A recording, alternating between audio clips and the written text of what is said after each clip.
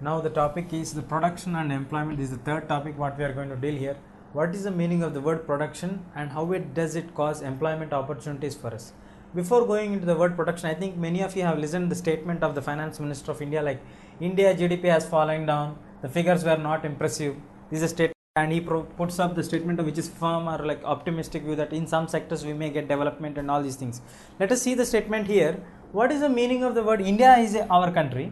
What is the meaning of the word GDP here? If you know the meaning of GDP, something has fallen down. What is the meaning of the word GDP? GDP is nothing but how do we assess a person whether he is a rich or a poor person? Like suppose a person is going on the road, his dress is not dressed properly and all. Do we call that person as a rich person? Or a person who is going on the road with his a brand new vehicle and who is well dressed, uses all the latest equipments or accessories, and like in A section 1 he is walking on the road, who is not properly dressed. The third one is moving on a vehicle like car or something and using all the latest Ray-Ban glasses and all these things. How do we compare this one? Who is rich and who is poor? The second category is obviously rich. The first one may be poor or a middle class guy. So we can come to the clarity like the income sources or his accessories, or we can guess them whether he is a rich or a poor person. In the same way, the country's production can be guessed by the word called GDP. It is nothing but the country's income indicator. The entire income what a country gets through various sources or various individuals or various productions, everything total income is called GDP. GDP stands for the word called gross domestic product. GDP stands for the stand called gross domestic product. We shall deal with the GDP in detail now. So we have seen the three sectors now. What is the development, what is the production, what is the statement of the finance minister we have discussed. Now let us see here.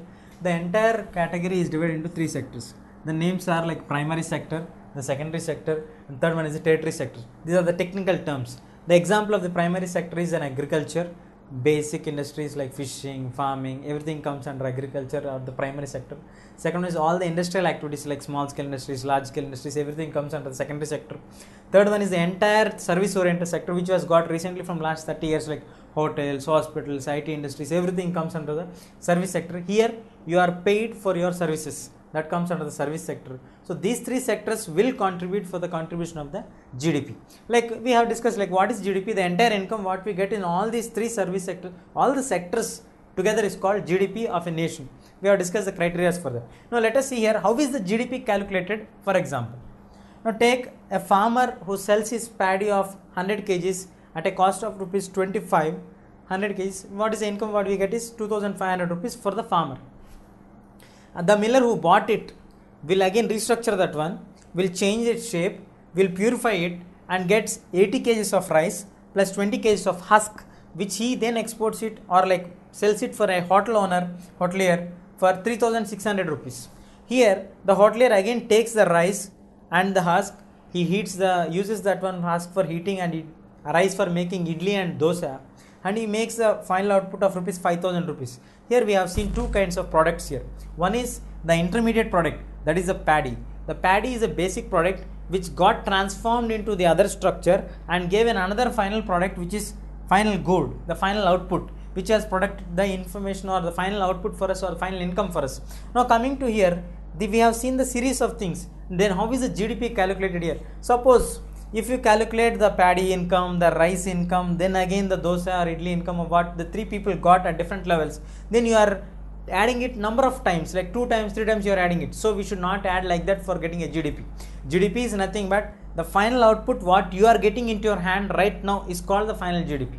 That's all. So only 5000 will be taken for this entire thing. In the 5000 you are covering the cost of paddy and the rice and making it, purifying it, everything, and getting the final output here. So this is only taken into the GDP criteria here, not the any other things. Suppose if you take rice and again, so you are going to double it that one, then you don't get the real GDP amount. Here we have to remember, here we have three main sectors contributing for GDP. GDP is nothing but final calculation of the final product end, and we have the types of goods like intermediary goods and final goods. Intermediary goods get transformed into some other shape or another form, then we get the final good. The change of the importance of the sectors. How the importance of the sectors have changed. We have seen the three sectors of importance like primary, secondary and the tertiary sectors. Now coming to the primary sector, earlier the farming was a major activity which was done, and most of the employees, like up to 80 to 90% of the Indians depend on the farming. In the late 50 years, like 1950s and 60s, we got the industrial revolutions and it got impacted into India. We got recently independence in 1950s. Then we got the industrial revolution. The first 5-year plan was stressed for the implementation of the industries. Then they started to stress it on the industrial development, which stressed the industries to develop, which brought a certain change from the shifting of the people of employment from the primary sector to the industrial sector, which led to transformation of the employment opportunities. At the same time, it has increased the GDP income also, because we have the shift of the people. In a family, we have some people working in their fields, at the same time working in industry, and added advantage for the families. The incomes of the families have increased.